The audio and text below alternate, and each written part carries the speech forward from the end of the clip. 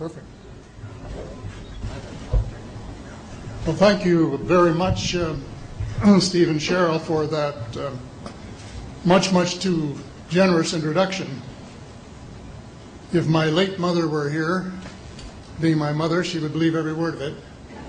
If my late father were here, being a realist, he would probably wonder who you were talking about. But introductions of that sort remind me of the small boy who fell headfirst into a barrel of molasses.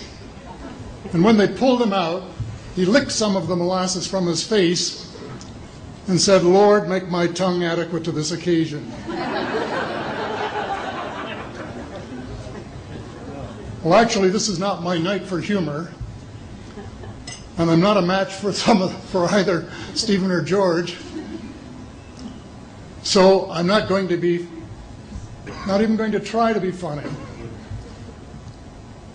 Except my first line, and that's after this wonderful banquet, I think that I have exceeded the feed limit. Bad humor, you better believe it. I wish that I were in a mood for good humor, but I'm not. We are hell-bent in the direction of destroying our planet, and frankly, we appear to be doing very little about it. Decades ago, visitors from other planets warned us about where we were headed and offered to help.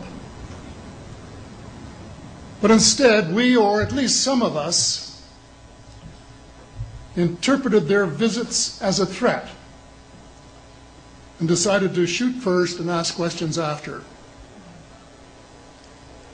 The inevitable result was that some of our planes were lost, but how many were due to retaliation and how many were as a result of our own stupidity is a moot point.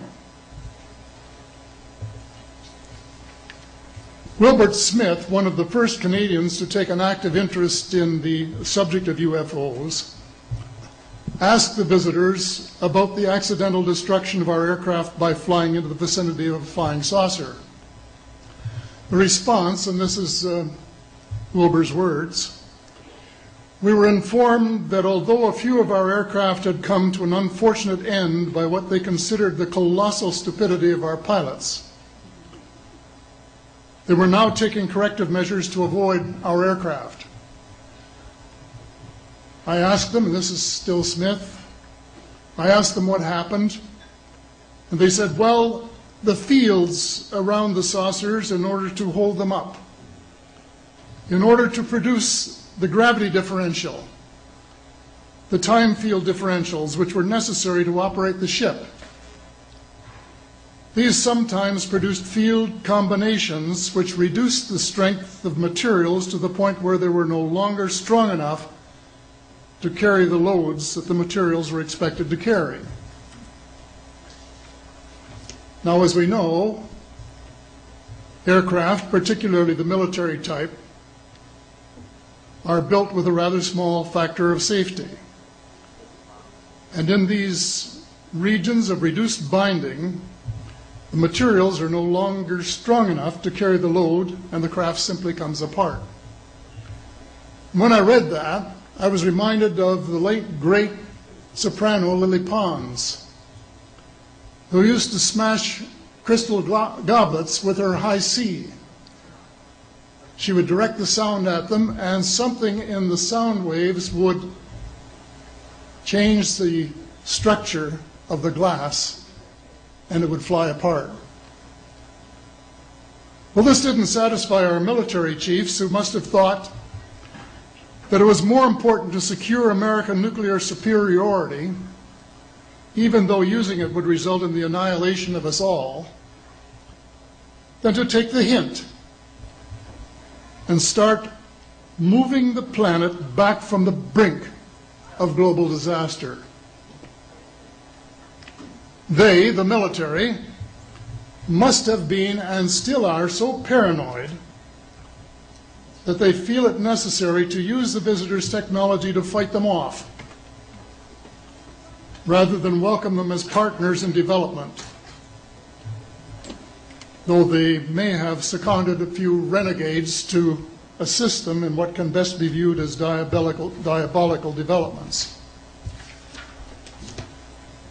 Stephen has said that talking about UFOs is passé, and that we should be talking or limiting our talk to exopolitics. Well, Stephen, I agree with you in theory, but in reality we have a problem when official U.S. policy insists that UFOs don't exist.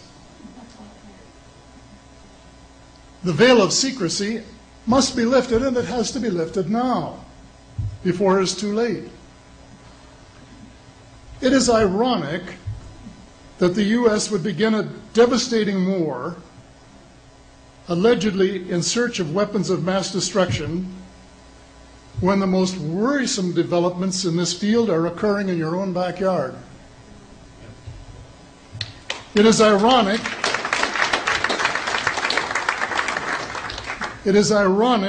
that the U.S. should be fighting monstrously expensive wars in Iraq and Afghanistan, allegedly to bring democracy to those two countries, when it itself can no longer legitimately claim to be called a democracy, when trillions, and I mean thousands of billions of dollars, have been spent on projects about which both the Congress and the Commander-in-Chief have been kept deliberately in the dark.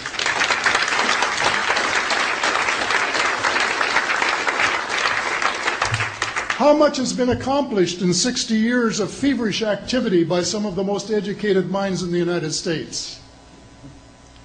Has America developed flying saucers that are visually indistinguishable from the visitors, as alleged? And if so, what do they propose to do with them? Even more critical, what progress has been made in the development of clean energy sources that could conceivably replace fossil fuels and save the planet from becoming a veritable wasteland? Well, who has the answers?